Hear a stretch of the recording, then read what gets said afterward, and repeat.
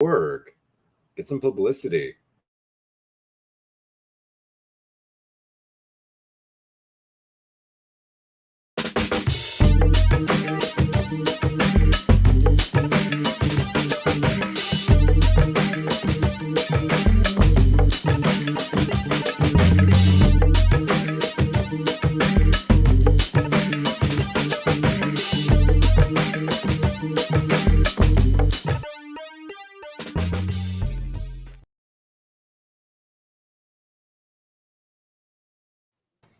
So I paid for Fillmore Wondershare. I really need to what's the word I'm looking for? Re-render that video so we don't have to give them an ad anymore, since I actually am paying for that software. Hi everybody, welcome to So Local Live and the Florida for Change broadcast.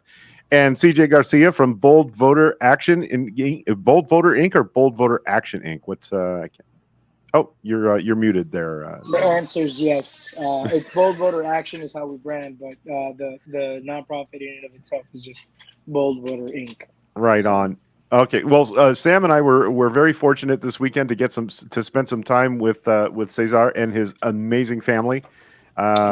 Listen, what a great bunch of folks, man! It was a pleasure to spend a little time with you guys on Saturday. Thank you for having us along. Well, thank you for joining. It was a lot of fun. Yeah, we got to go to the swanky Westin in Tampa and hang out and watch your baby smush a cake, which was fun. So happy birthday to Junior. Was Saturday his actual birthday, or no? Saturday was his party. Today is his actual birthday. Well, happy birthday! His full day around the sun. Nice. Year, so we'll see. He definitely knew it because he's been having a case of the lazy Mondays for sure. So he's enjoying it. All right, what I'm going to do, I'm going to invite you guys to say a few words. I'm going to share this out to a few places while we're chit chatting. So you guys go ahead and stretch, talk a little time. Yeah, it's like mic check 1 2. Yeah, I don't know, man. It's this weekend was weird. It was weird. Why was it weird for you? It was weird because people were saying things that I thought they would never say. Oh yeah, like what? Defund the FBI. Oh my god, that's great. Yes, let's do it. Let's do it. Yesterday, I've been saying this for years now. It's funny that you say that because as I was driving home today, I saw there was a new Creative Loafing editorial, and it's like, yeah, the FBI sucks. It needs to have better critics than this. You don't know that's why. Saying a mouthful. Never did I expect that Marjorie Taylor Greene would be woke. With her upside down flag and her defund the FBI talk. I was like, man, where were you 2 years ago? Marjorie Taylor Greene wants her to be like a secret Christian police. So, just because she's against the FBI doesn't mean she's against like the idea of the FBI. She's just going to replace it with something worse. Horribly worse. Yeah. The FBI sucks because the FBI isn't like giving them special treatment. Because they're arresting the wrong people, and by which I mean the white people. So we can't, we can't have that. Yeah, all right. I saw so many memes of people. Oh, if the FBI can raid Trump's house, they can raid your house. No shit. When was that not a thing? Yeah, they can come take all the classified documents that I stole from my last job. They literally always go. Oh my gosh, yeah. I'm sure there's a whole bunch of American Indian movement activists that are like, imagine this is that. Interesting. Absolutely. Yeah.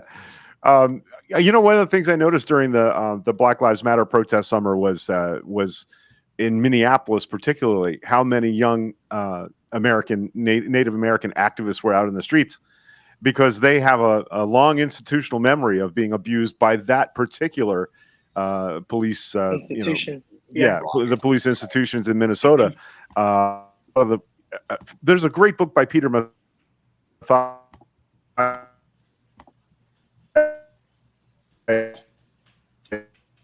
that were imprisoned for a gunfight with the FBI. That is an amazing book if you guys want a really good read on that history. And my takeaway from that book is the people that were there on that day, they know who shot those FBI agents. It wasn't Mr. Peltier. It was someone else, and they've never ever caved. and told their side of that story. As long as those checks clear every month. Right. That's it. Right.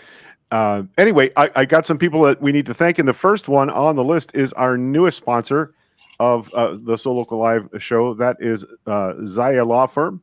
It's personal in Bradenton, Sarasota. They are all over the state of Florida, and it looks like in the state of Minnesota. I don't know that much about them yet, except that that our friend Cesar is a huge fan and supporter, and they are now supporters of our show because they like what we do and like we say. So thank you, Cesar, for bringing that attention to us and bringing us a new sponsor. I'm going to real quick pull up the contact information page because I got way out over my skis and was actually reading the website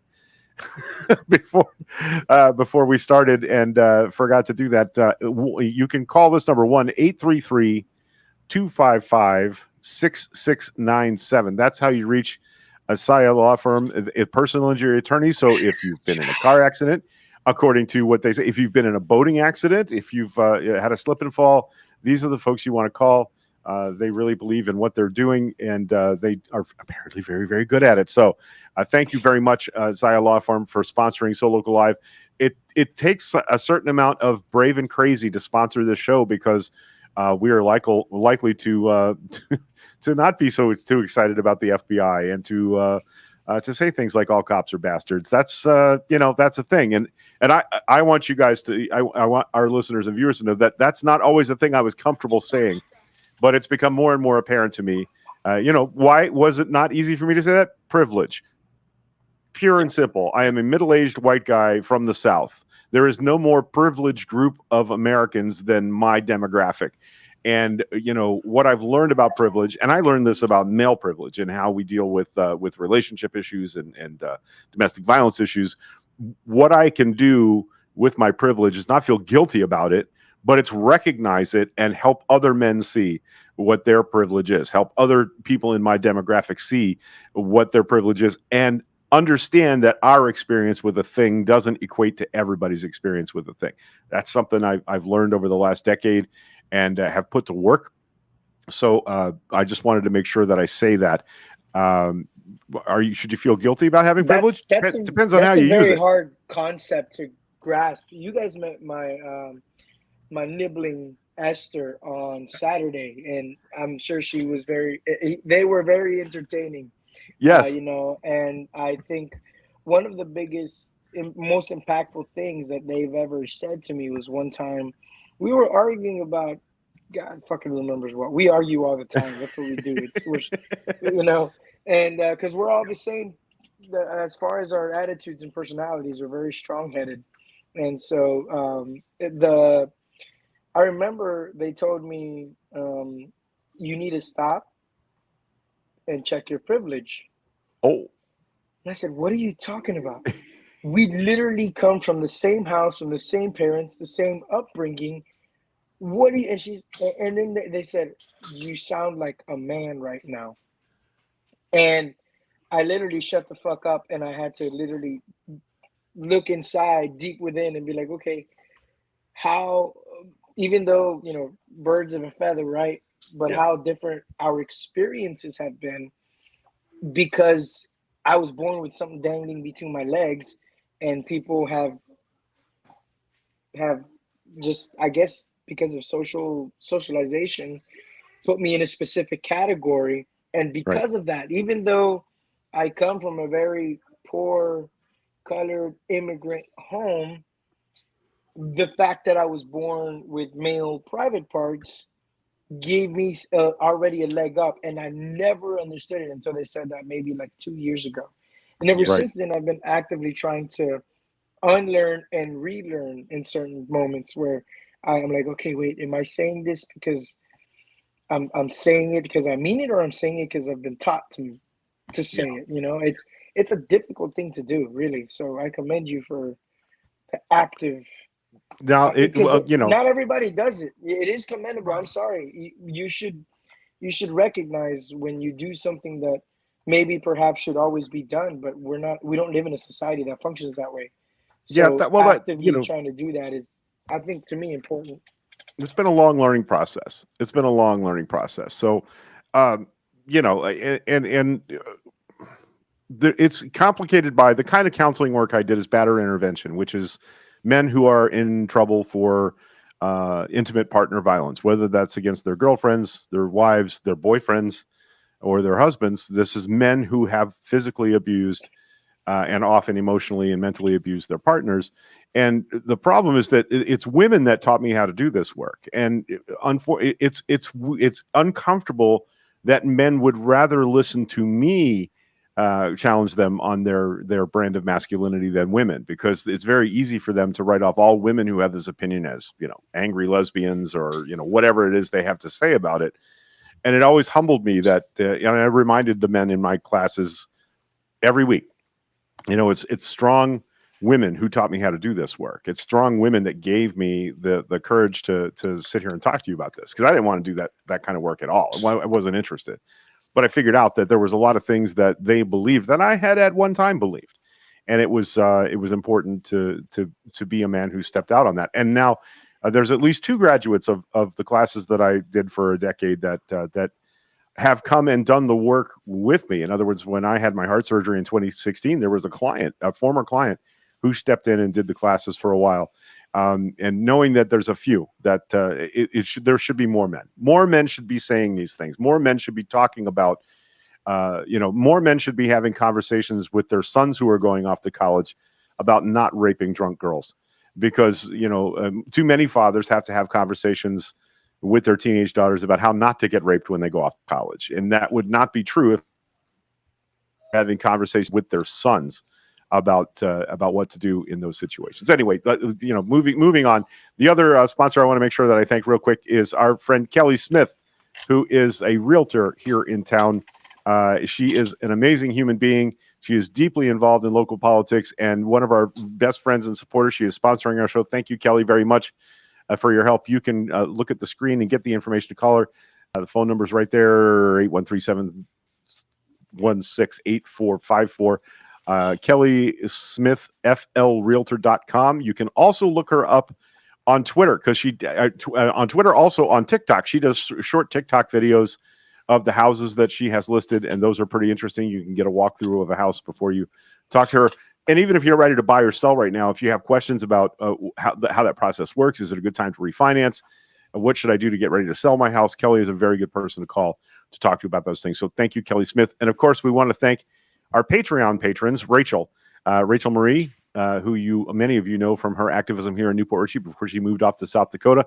This guy, Cesar Garcia, I don't know, Maria Mandry, Jennifer Eichenberger, Daniel Andanino, and Fred Ader. Thank you all very much for your support for our show. We deeply appreciate it. And it's making it possible for me to do things like buy an video editing software so I can get the watermark removed. that helps. Surely. Yeah. So a couple of comments here. Marlo Jones is in the comments. I want to talk to Marlo for a quick second. Marlo is a local activist, local kid, grew up here in town. I call him a kid because he's probably half my age, but so is everybody these days. Marlo has been through some things and is now, as we're going to have Marlo on the show and his attorney. That's going to happen sometime probably in the next couple of weeks. We want to have a conversation before we have them on to make sure that we don't break into any privileged things that might be related to his pending lawsuit against the city of Newport Richey. What that brings me to talking about is tomorrow night, Tuesday, August 16th, 7 p.m. On Main Street in Newport Richey. There is going to be a city council meeting.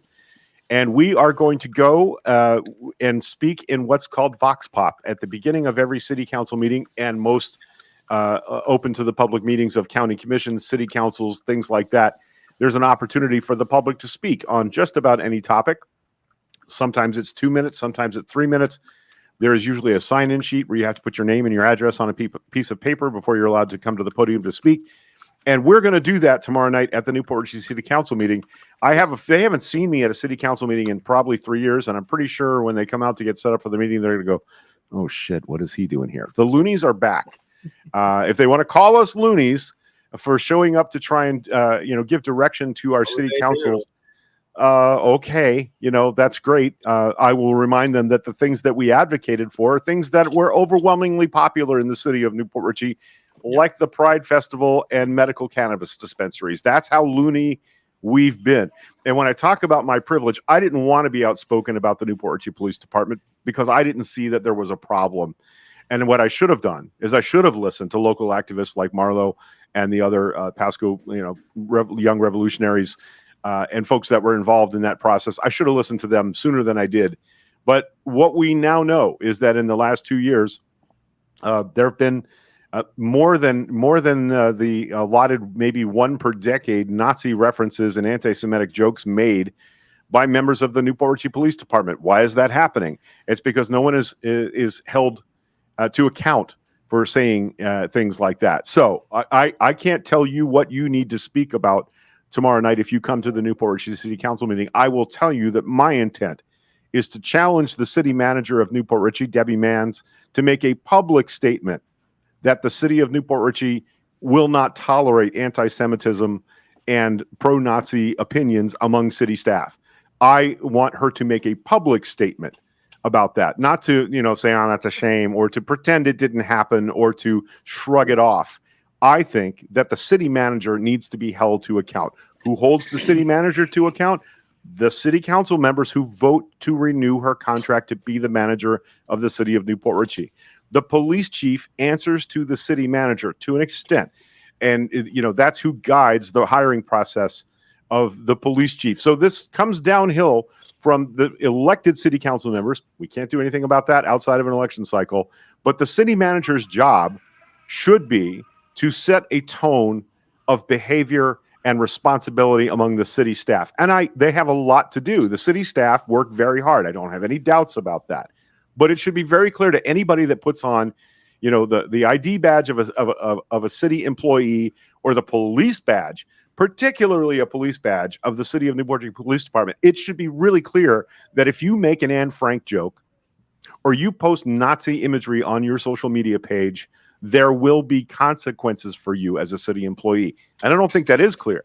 And it's certainly not clear to the people of Newport Richey that that's even a problem. So my intent with my time at Vox Pop tomorrow is to try and to demand that the city manager make a public statement of support for Jewish members of her community, marginalized members, community members in the city of Newport Richey, that won't be tolerable.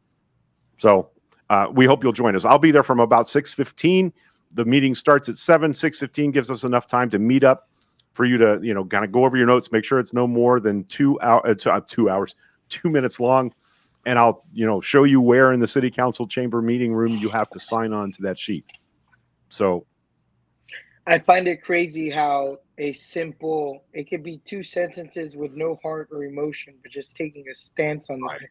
Like literally, even just asking for an apology or something is ceremonious and gratuitous. I mean, like that's something you should be able to do just because PR, so it's insane. No, and that just goes to show how emboldened people have become over the last 6 or so years, because of this strongman macho bullshit. Right. So everyone's doubling down, and they, mistakenly think there will be no consequences. Just because you haven't suffered the consequences yet does not mean that they won't come. There are certain times where it's a delayed reaction, and then you can't go and cry foul because, I did that 3 years ago. So, who cares? Consequences are consequences no matter when they come down. But that to me is just absurd. That's crazy.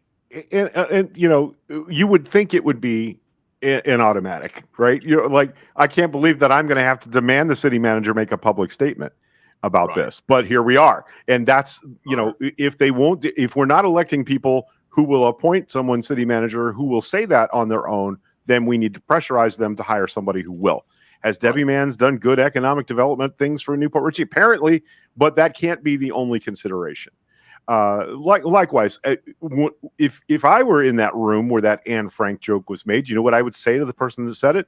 That's fucked up. Don't ever say that in front of me again. Right. That's, that's where my responsibility as a human being is to tell someone that your Nazi joke It's not fucking funny. And a whole room full of cops, not one of them, not a one person in that room said to them, hey, we don't talk like that here.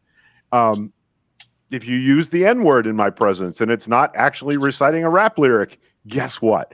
I'm going to be the person that says that to you. If you make sexist jokes or gay jokes, I've taken that on. Do I have a huge group of friends that no, I don't. I have a pretty small group of friends, because you find out really fast that what's happening is you're being tested. You're being tested as to whether you belong in the man club or the white man club. And people say the damnedest things to me because I am white, thinking I'm automatically on their team, like there's some secret handshake. And it's happened before. So, and I know it will happen again. And I understand that some of us can't do those things because our jobs may be on the line. Am I going to say that to somebody that has the power to fire me from a job? Probably not. If I depend on that job to support my family, I'm just saying that we all have to make our own decisions about what we can safely do. And I want to make sure that we get that part, that aside from the city manager, how come none of the other police spoke up? I found that very interesting. The blue wall. Uh-huh. Right. Yep. I mean, and there's an answer to why they don't speak up. It's just not a good one. Ashley Adamek, have you guys seen the Newport Richey slam book? I don't partake in those particularly toxic Facebook meme groups because let me tell you something. When I started doing the podcast, I was mad about anytime something fucked up was happening here. Well, that's Pasco for you. No, it's not. I know there are a lot of really good people in Pasco County doing really good things. That's what I wanted to talk about. I wanted to talk about, this county's no worse than any other county. I've lived in other places. So I just wanted to, because they're all racist, they led the Proud Boys to BLM activists 2020 at a protest. I know about that, but I don't participate in those groups because I know what's in there. And it makes me so mad I can't hang. So am I too thin-skinned? Perhaps. But anyway, tomorrow night, I'll be out in front of the city council chamber, probably out in front of the building, 6:15. I'll be wearing some loud print shirt because that's what I do. Boogaloo Boys stole my fucking look. I'm mad about that. So I'll be out front and happy to talk to you about what you've written for notes. Make sure that what you're going to read is less than 2 minutes long because they will cut off the mic, especially if they don't like what you're saying. And let's go in there and show them that the way the city of Newport Richey has chosen to handle this is unacceptable, and they need to make a public statement. So that's the biggest thing that was on my list to talk about today. Was we want you to come out tomorrow night. We'd like to get a large number. Listen, the more of us speak, the more annoyed they get because they're looking at the clock. They want to get through their agenda, be done with the city council meeting. So let's go take up an hour of their time in 2 minute bites tomorrow night. And let's be loonies if that's what they want to call us. Be loonies. Yeah, I've been called worse. So dropping a pretty not so subtle hint, I want to make sure that I say this. The police chief, there were members of the city council who were outraged that people were walking down the street yelling at full volume Black Lives Matter during those protests 2 summers ago. And I want to make sure that I remind people that the chief of police, they said, you got to do something to stop these people. And he said, that would violate their First Amendment rights. We can't do that. I want to make sure that we say that the chief of police understood that if he had tried to crack down on peaceful protesters in Newport Richey, the situation would have been a lot worse. Yeah. Mm-hmm. There would have been more than one lawsuit, and now there are 2. So I think the chief may have been trying to do the right thing there. I actually think what happened with the Proud Boys is I think his officers went around his direction and enlisted the help of the Proud Boys to locate the protesters for them so that they could go and harass them. Do I have any proof of that? Maybe I do. But it's a thing that I'm more and more convinced as the months go by actually happened. Sam, what do you got? Man, I'm just happy to come on down and spread some hell and hold people accountable because God knows lately I am just so disappointed with all of our local city councils. I mean, it's not really a new thing. Most of our city councils have been pretty shitty and ineffective and indebted to developer money. But man, St. Pete, Tampa, Newport Richey, Is Bradenton okay? CJ, what's going on with Bradenton City Council? Yeah. Bradenton says, hold my beer. Guys, like, if you're watching and you thought about running for office, like, I need y'all to stop thinking about Congress and mayor. You got to get on the city council. You got to get on the county commission. We got to take some of these seats back. Well, this is part of the, like, when I do candidate onboarding. Yeah. I try to teach a little bit of history. Yeah. In my personal point of view, at least in Manatee County, the most important local office is the supervisor of elections. Hands down. And I believe that because, they choose where the precincts are, where the early voting sites are. They really do control a lot of the vote by mail and the discretion of, does this signature match? Does it not? And maybe that last name matters, and maybe that, political affiliation matters. Which ones get tossed, which ones don't. It's a thing, and I have always believed that all politics is local. That is how it is. 90% of your day-to-day is affected by what happens here. Over here, it's just insane, man. They just named a new park that's being made after Ron DeSantis, the best governor Florida's ever had. It is just absurd. And it was a 6-1 vote. The lone Democrat didn't vote for it. Everybody else said, absolutely, rah, rah, rah, rah. So, and they actually did the noise, rah, rah, rah, rah, too. That was great. I'm absolutely sure that's exactly while goose-stepping across the... Yeah, and it's just... It's one of those things where that's one thing that I have to give the Republicans, at least. In the 1960s, they all had their little shade meetings and stuff, and they understood. We start winning council seats, local commissions, county seats. You take over the state legislatures, and then you graduate to the congressional seats, the federal level, the governor's mansions. Why do you think that they're dominating right now? As much as... And given the fact that the country as a whole has been able to keep a check in there to a certain degree, like right now we're still have a gridlocked Congress for the most part. Right. That's still saying a lot. Like, when you're talking about Roe v. Wade getting overturned, and even, the majority of people disagreed with it, but it's not about the majority. I said that about the Tea Party when they first started. It's not that everybody thinks like the Tea Party. They're just the loudest motherfuckers in the room. Right. That's it. And they're not afraid to stomp and step on your toes and tell you to kick rocks, because they know exactly what they're going to do. I got to give that to them. They're going to do exactly what they say they're going to do. Right. They're not bullshitting. And in the same way, the problem. Yeah. I was just thinking politics. I'm sorry. Yeah, go ahead.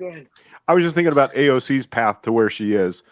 Started with her showing up at DSA meetings in New York and speaking during their, you can talk about it. This is this week's topic, do 5 minutes. That's how she was identified as a candidate. These people that are now as Republican candidates and people that are serving in local office and state office, that's how, they were identified in their Tea Party activism. So we need to counter that. Doesn't mean we have to lie.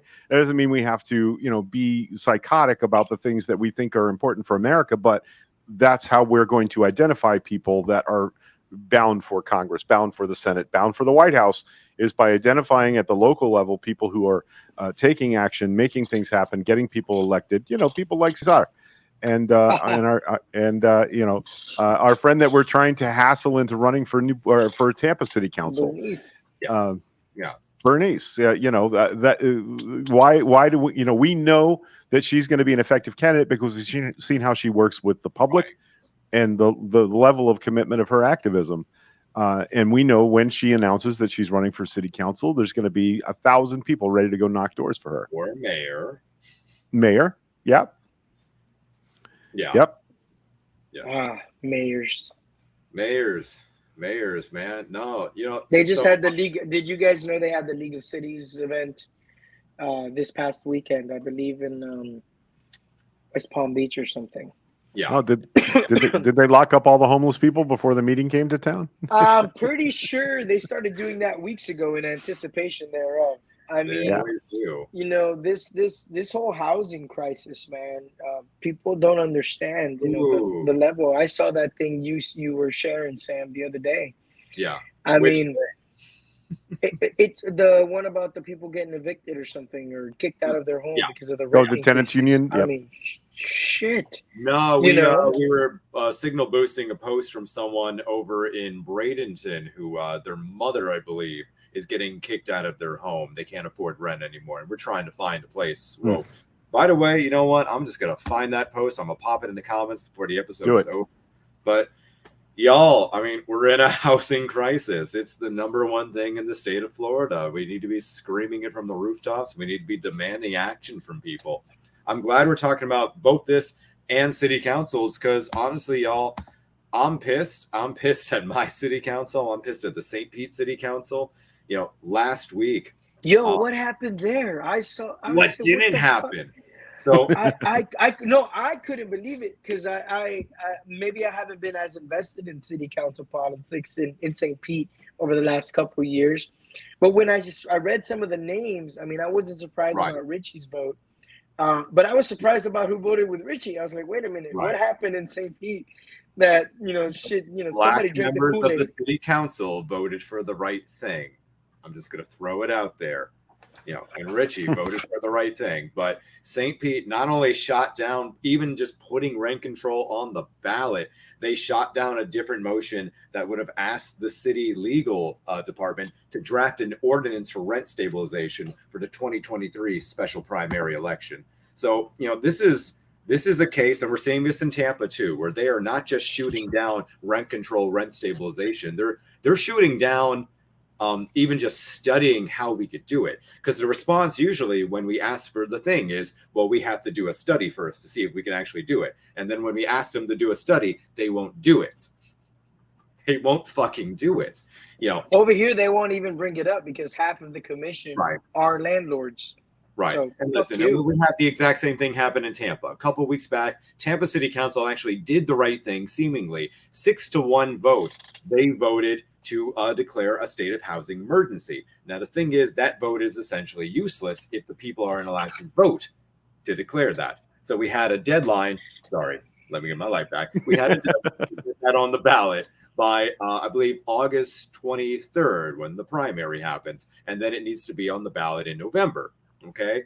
So when it actually came down to getting it on the ballot, the city council fucked us.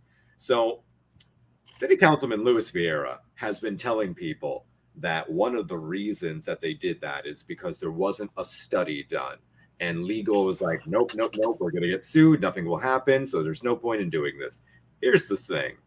Myself, Bernice, other members of the, former People's Council of Tampa and groups like Food Not Bombs, Florida Rising, we asked for that in February.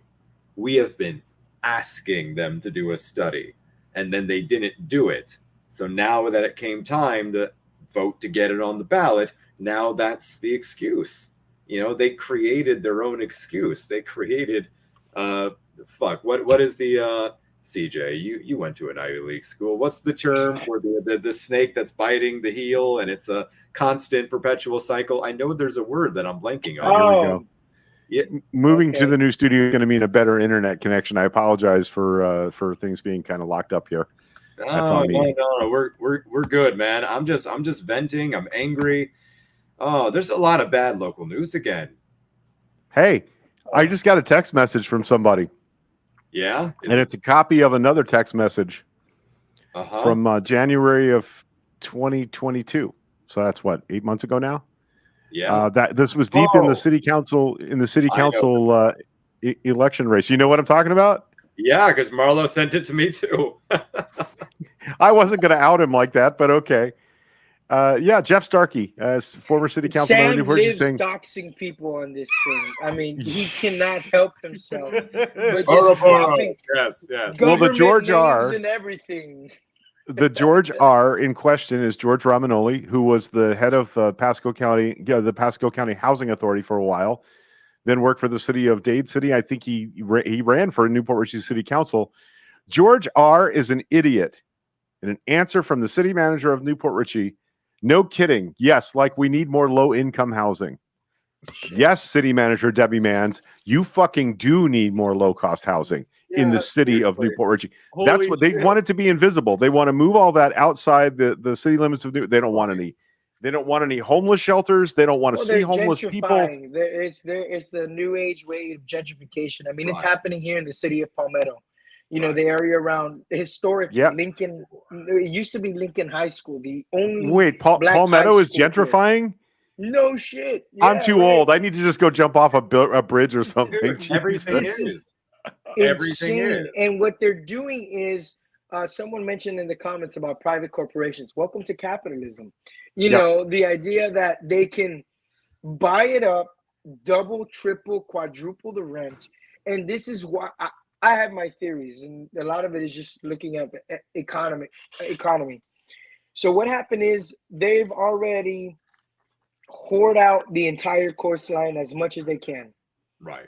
So now they're moving inward because they've done everything they possibly can along the coast and along like these other zip codes. Because if you look at the charters for places like Lakewood Ranch and Braden River over here in Manatee County, which are very, very pricey zip codes, look at when they were created, and you may see a coincidence with segregation and blah, blah, blah, blah, blah. And Hidden River down there. Yeah. Yep. Okay. These places were beginning to be planned around the same time as integration. People have this idea that this was like ancient history. This is yesterday in the blip of time, right? So now that they've done what they can, because we have an agricultural line here that the farmers will never, ever budge on as far as the development line. So they're creeping inwards, forcing people to move away from here, literally using the school system to bus away, making them walk. Yesterday I heard a horror story. An elementary school kid has to walk 2 miles to get to school. Yeah. Across major highways and thoroughfares. In the dark in the wintertime. Yeah. Can you imagine? Okay. And we're over here like, oh yeah, but you know, it's their parents' fault for not having a better wage. It's you know, it's really disgusting, right? And then when you look at the makeup of your elected bodies, whether it's city council, county commission, school boards, and these guys are either being paid by all the big money developers or they're developers themselves or landlords or whatever. So it is in their best interest to make money. So why would I vote against something that's against my own personal best interest? And the problem is that it's now becoming a conglomerate, a monopoly of people that are making decisions for a very select few instead of the opposite, where you really got to take into consideration the public as a whole. Yeah. You know, it's disgusting. You know, I don't. Common. There's no other way of fixing it other than this is something that's going to continue for at least another 4 to 6 years. Assuming that you can pick one and win. It's a slow game. Yeah. And eventually you have enough to kind of put a stop to it. But people are too busy, you know, thinking that the governors are going to save their lives, not understanding that the local races matter just as much, if not more, for many reasons. Because they do control a lot of that. I'm looking at a text message between a city council member and a city manager that is essentially poverty redlining. Yeah. We do not want poor people in our city. Why would that be? Right? These are the people that work for minimum wage jobs. These are the people that work at the little store right across from City Hall. These are the people that wait tables, bus tables, wash dishes, and cook. South St. Pete, man. Like, repeat. Right. South St. Pete's a perfect example. That's the thing, is that's the one thing that unites the red and blue areas, is they're all doing the same shit, because capitalism is common on both sides. Both parties are subject to that. And I mean, I'm reminded of this article that I feel like I cite every other episode from a couple years back. There was a woman who was working at Disney making minimum wage. She could barely afford to use her car. She could barely afford the bus, and she had to live in fucking Lakeland. She couldn't afford to live not just in the zip code, in the county, in the same county that she worked in. She had to go several counties over. That's the plan. I really do think that's the plan. And now you're looking now at Highlands County, Hardy County, these central counties that are right now full of agriculture and maybe a Dollar General. And so you know, the real estate there is still relatively comparable compared to the coastal counties. So now they're pushing everybody inward to keep them away. So now where I live is like 20 minutes from the beach. Yeah. Now it's primo real estate. Oh, you know, yeah. I'm getting offers left and right because, and way above what I know is the market value. But because when you start seeing that happening, that's all you got to know where things are heading. You know, and unfortunately, especially in these marginalized communities where maybe their great grandfather has this property and it's been in the family, and this is the only generational wealth that they have. But it's a 2-bedroom beat down. But what's valuable is the property itself. Right. Someone comes and offers you $500,000, money you've never seen. What are you going to do? Right. You're going to sell it. Yep. Yeah. I mean, I can't blame people people for keep doing on getting pushed out. We had this discussion yesterday. Look, we went to Hibachi to have lunch. This is the first time the 4 siblings were together, and my parents got in town late Saturday night because they were on a little romantic getaway for a week, just the 2 of them. So then yesterday, we decided to have lunch, right? All of us. It's the first time in years that we're all together able to do this. And the Hibachi guys like invested in our conversation now because we're like having Sunday dinner, right? And we're catching up. And we have my father's from Guatemala, and we have my sister owns a couple properties over there. She's like, you know what? I'm just going to sell it. And then Vida, that you guys met, was like, well, who are you going to sell it to? It better not be a white person. It better not be a developer. It better be someone else. And then I'm like, wait a minute, hold on. Let's go back a little bit here. Who from that poverty-stricken area can afford to pay for what that's worth? Right. Yeah. Let's be honest and realistic here. Somebody's going to gentrify it eventually, you know? And I told her, I said, I'd rather maybe keep it in the family and we do it. At least we know we're going to use the local people. We're going to try our best to be fair, give fair wages and whatnot. But somebody's going to do it. And I think my sister Elizabeth was feeling kind of weird about it because she's like, well, I don't want to be that person, you know? And I'm like, fuck it. If we don't do it, somebody's going to do it. And the other somebodies might not be as kind as we are, you know? And that's really the problem. Somebody's going to do it. Right. You know, and it sucks to say that, but it's the reality. You know, they're building 200 new attainable houses with the rent for one bedroom starting at $1,500. What the fuck is that? $1,500 for a 1 bedroom? Right. And that's the most attainable housing you can get because they're doing it based on comps for the market rate. Right. Ridiculous. Right. It's not. But nobody ever accused these guys of being smart. Yeah. Right. Well, and there are ways for us to impact that by, for instance, saying that if you're going to build a 200-unit complex, we can set a percentage of them that have to be, 60% of market price. Yeah. Like we can demand that, but we have to control the zoning boards, the county commissions, and the city councils that make those decisions. Yeah. When you have a bunch of rubber stampers.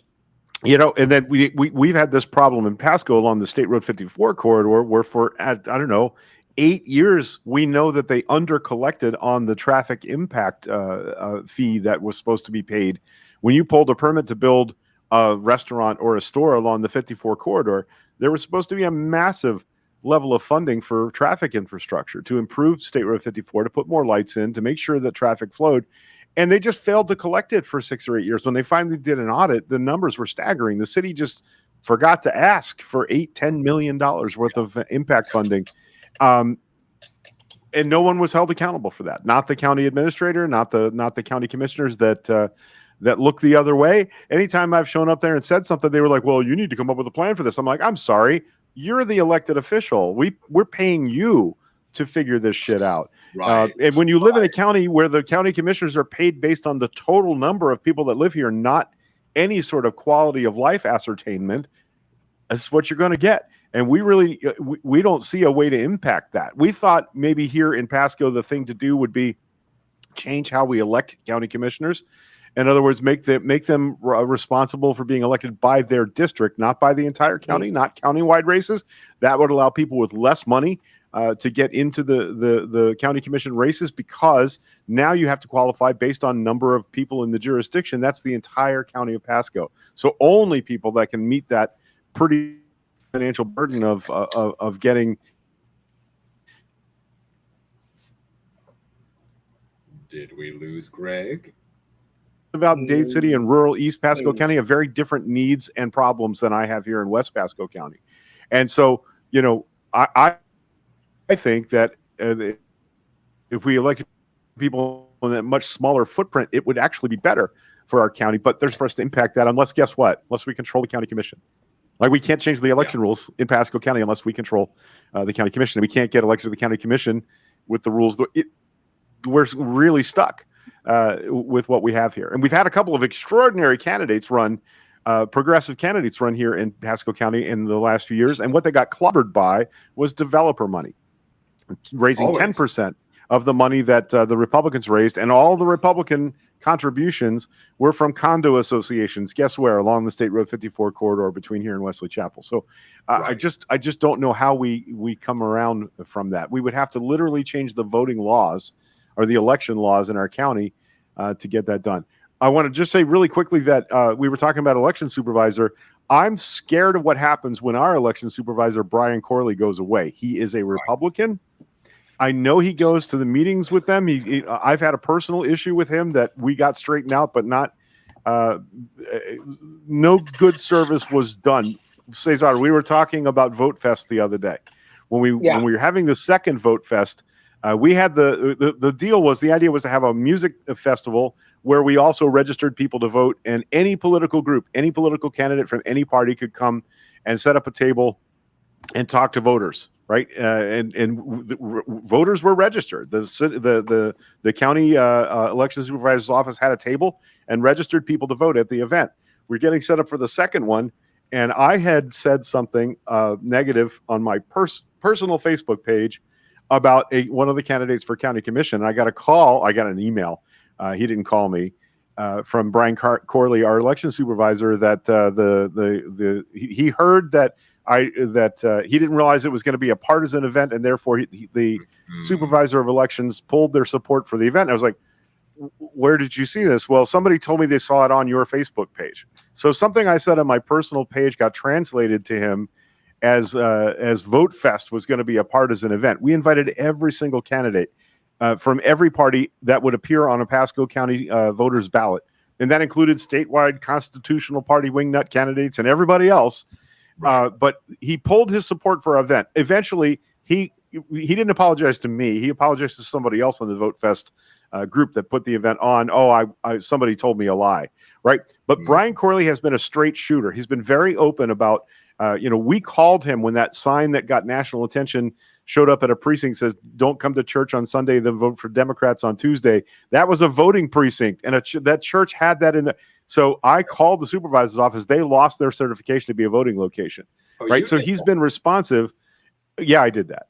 Somebody called me to tell me about the sign, and I called the supervisor's office. I wasn't the only one that called, but by the end of the day on election day, he had fixed it, right? So, but what happens when Brian Corley, the reasonable Republican, who's our supervisor of elections, decides he's going to do something else? There's his next campaign ad. The reasonable Republican. Honestly, it's insane, dude. I was explaining this to someone on Friday on my drive to Tampa, and I said, I find myself saying shit I never thought I would say. That's how crazy things have gotten.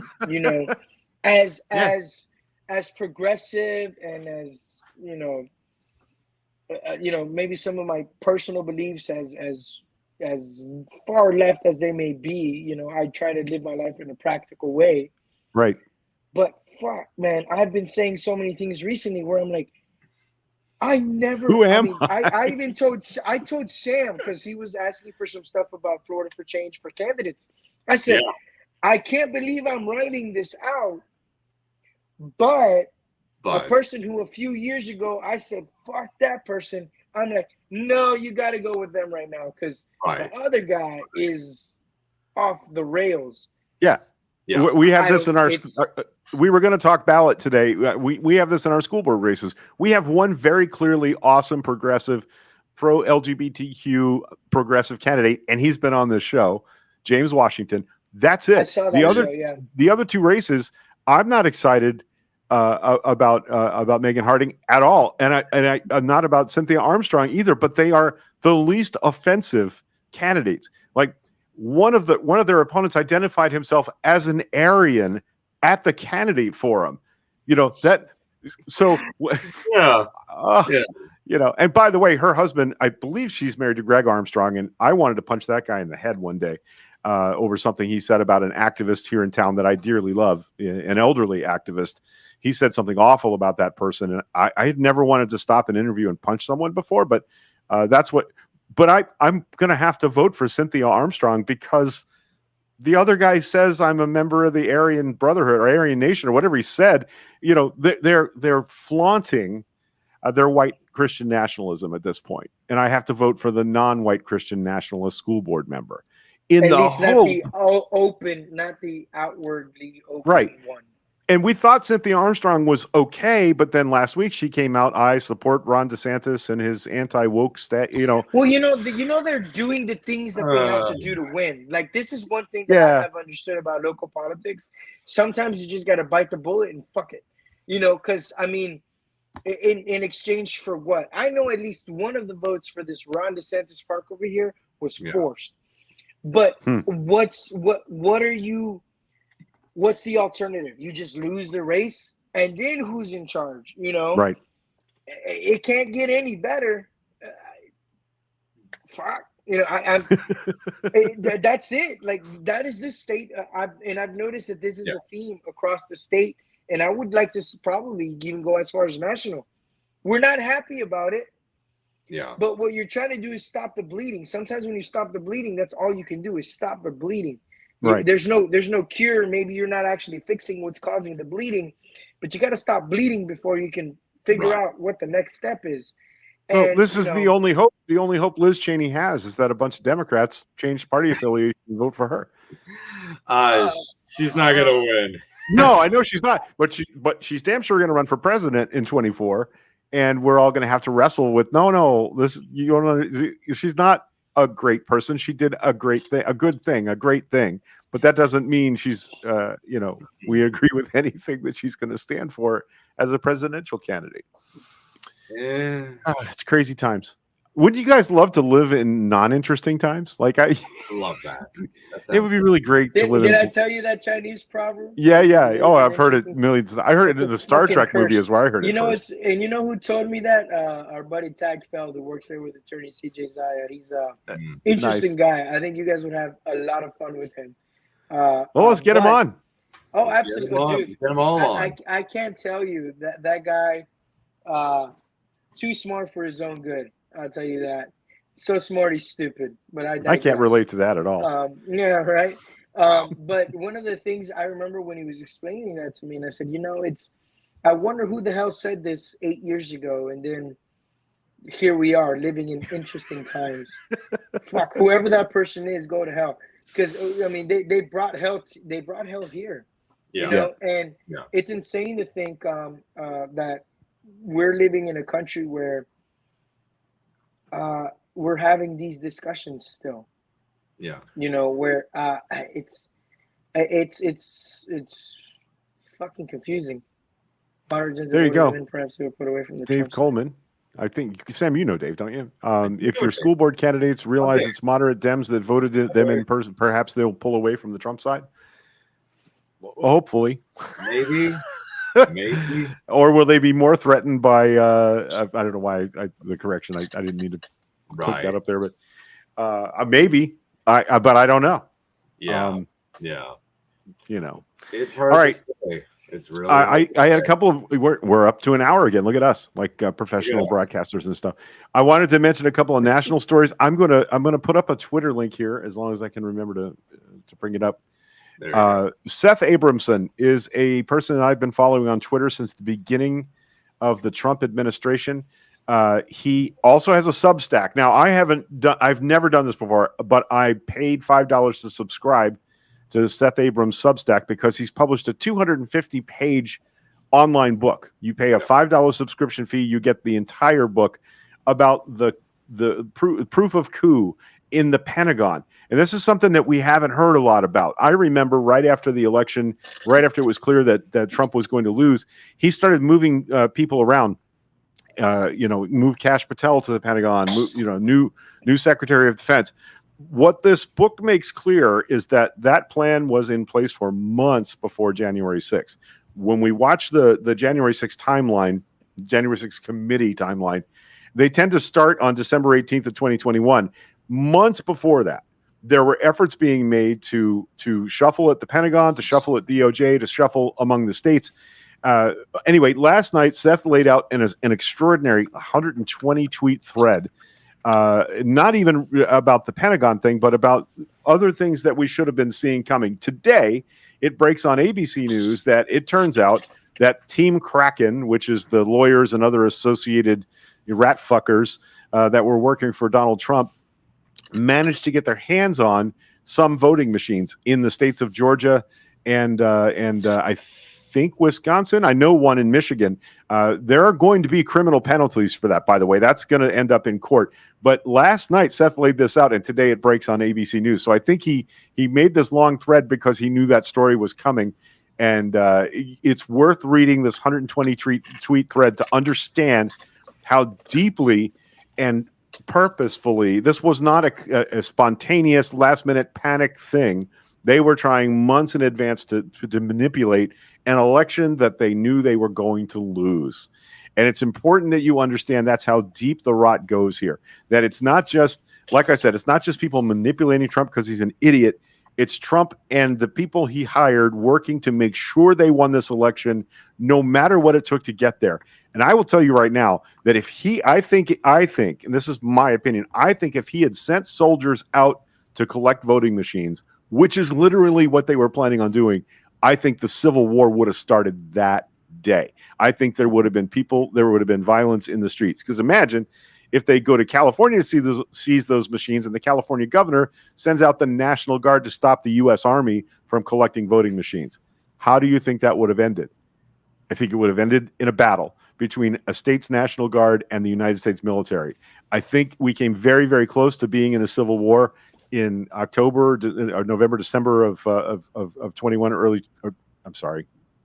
January, February of 21. I think we could end up there anyway, but this is an amazing tweet thread to read. If you never spent $5 on a Substack subscription, I haven't dug into the book yet. I've got other interesting stuff that's been handed to me that I'm reading this week. But Proof of Coup, How the Pentagon Shaped an Insurrection by Seth Abramson. Go read at least the Twitter thread that I linked in the comments and consider sending Seth your $5 and reading the book. It's pretty phenomenal. I wanted to mention that. Also, we're winning some things. Today, Rudy Giuliani was told he is now the target, a target of the Georgia investigation into asking Brian Kemp to find 11,000 votes. That's interesting. He's not a witness. He's a target. He got a target letter from the state of Georgia today. Lindsey Graham lost his appeal to not have to testify before the Georgia before Fani Willis. He lost on federal constitutional grounds. He'd made an argument that as a sitting member of the Senate, he was just discussing some things, and the judge in the case said, no, that's absolutely not what was happening. You need to come and testify or be held in contempt. So two major players in that insane idea to put democracy in the grave forever in America today are getting some comeuppance here. So there are some ways in which we're winning, and we haven't even talked about the big Megillah, which is the Espionage Act and the raid. I'll call it a raid. I don't care. On Mar-a-Lago, the legal warrant service by the FBI on Mar-a-Lago that happened just as we were going on. I almost don't want to end the show because I'm afraid something will happen. Something new will happen, like Trump will be in a hostage standoff. I don't know. We caught at the very last minute. Has it been a week? It's been a week. It's been a week. Yeah, wow. And it took 5 days for Republicans to stop stepping on their dick and saying nothing was going to come of this. It was a witch hunt. It was crazy. Now they're having to, some of them, back up. What was interesting to me is how that fell. Marco Rubio came out strongly supporting Donald J. Trump and not supporting the rule of law and our federal law enforcement officers. Surprised me. I thought he would stay quiet. I didn't think he'd be, loud on either side. These are the marching orders. Again, the FBI fucked up by actually kind of doing their jobs and not giving them a pass. The moment they stepped out of line, FBI was bad. Right. That's always been the deal. Right. Also, remember the current administration that is in power has a lot of sway, and I know that the MO is fuck that guy. So, that also has a lot to do that it may not even be a whole justice thing. It could be a personal fucking vendetta. Like, I'm going to take you down and this is my MO. Whatever the reason is, good. I mean, it's when I read about it, and I don't know, I got like a news alert or some shit on my phone. Yeah. And I started looking, and then as far as just this attempted coup thing, if we look at history as to what were the events that led to the Civil War, the first time. Now I say the first time because it doesn't look good, in simple terms. It's all about states' rights, right? Slavery. Yeah, states' rights to right what? Now, That's exactly. Well, now if you think about this culture war that is being, pushed, this agenda, it's all about states' rights. Yep. The federal government is encroaching too much. Leave it to the states. That was the excuse on Roe v. Wade. That's going to be the excuse when they come for gay marriage rights. That's going to be the excuse with this, that, or the other. Right. And it's going to be, so eventually, now it's almost kind of like, okay, do you not remember these same assholes like Lindsey Graham and fucking Rudy Giuliani who are out there preaching about freedom are the ones that were trying to undermine democracy, undermine the democratic process. And then these fucking stupid people still believe them. If Giuliani were to run for office right now, he would have people supporting him. Oh, yeah, for sure. The actual fuck? This is the success that is the American education system. Yeah. All right. Yeah. Lori reminds me two things. First of all, Lori Bersani has way more Twitter followers than Solo Pasco. So she started lending me her substantial clout this week on Twitter. And we've gotten a ton more followers on the So Local Pasco Twitter account. It is still So Local Pasco.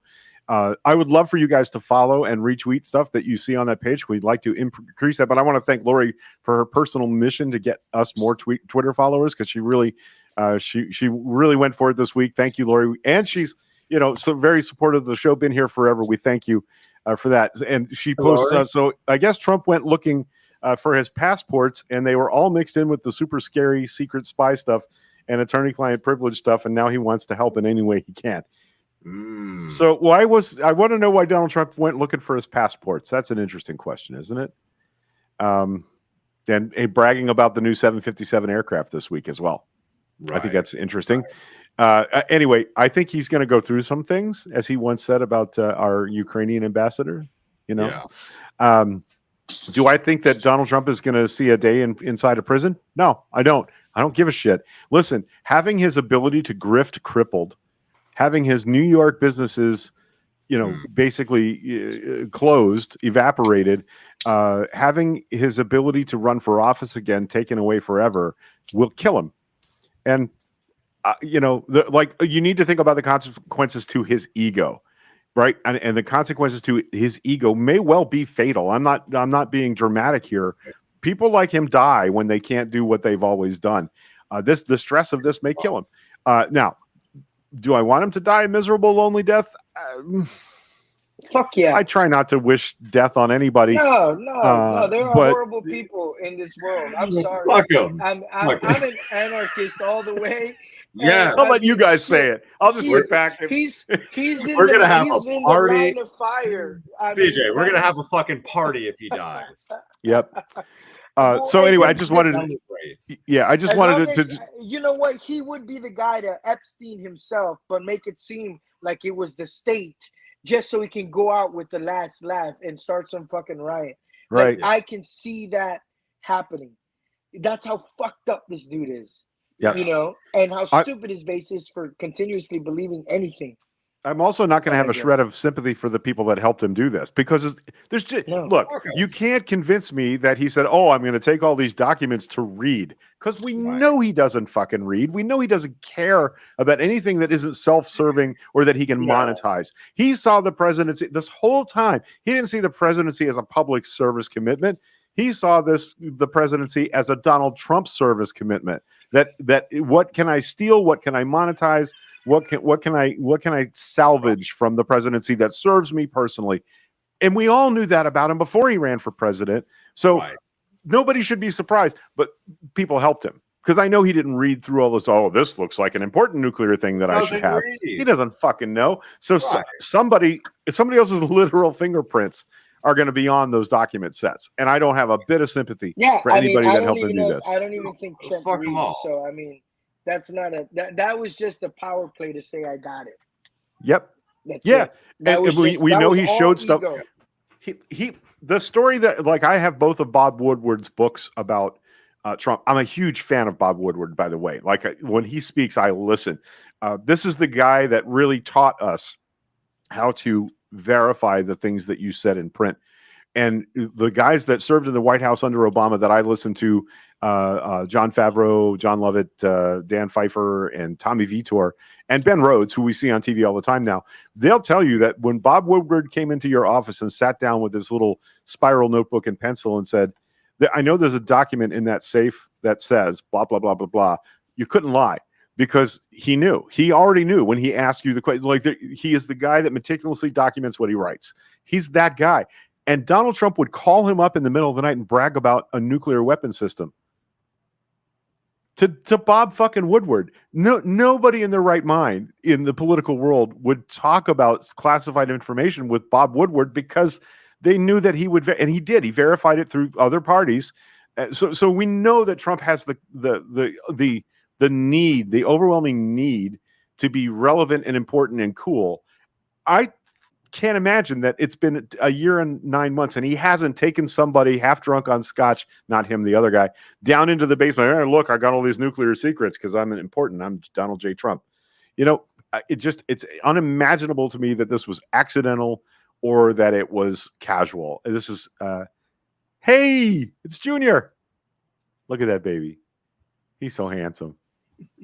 He says, do the things and do them well. Hey, buddy. He came because it's his birthday, and he is definitely taking it all the birthday attention. Yeah, for sure. He's a good lad. Well, why don't you do this? Why don't you go have birthday time with your baby boy there? Yes. And we'll get on with our day. Thank you for having me, guys. Glad to have you on.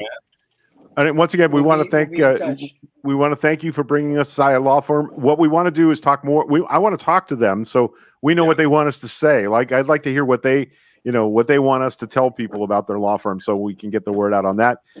So thank you very much, Cesar, for your support. Thank you for bringing us Saya Law Firm. Also, thank you, our friend Kelly Smith, Realtor, and all of you Patreon supporters. Patreon, So Local Pasco, you can contribute if you'd like. Please share our feed out to people. Please share if you see a meme that you think is funny on So Local or any of our posts or this video. Please share it out to your page. And I know that's tough because sometimes you'll get some shit from your friends that you still have in your friends list that you went to high school with, that you haven't seen since 1985, that are conservative. But fuck those people. Share our stuff. Defend your point of view, and let's win some stuff. Let's let's pull down the tortoise shell shields like Roman times, and let's charge the walls and let's win some stuff. How about that? That's it. Thank you, guys. You have a good night. Night. Thank you, Cesar. Thank you, Sam Vernon. I appreciate you. And let your lovely lady person know that all I need is a schedule. I'm ready to go start dropping lit in Hillsborough County. Let's do this. Okay, let's do it. All right.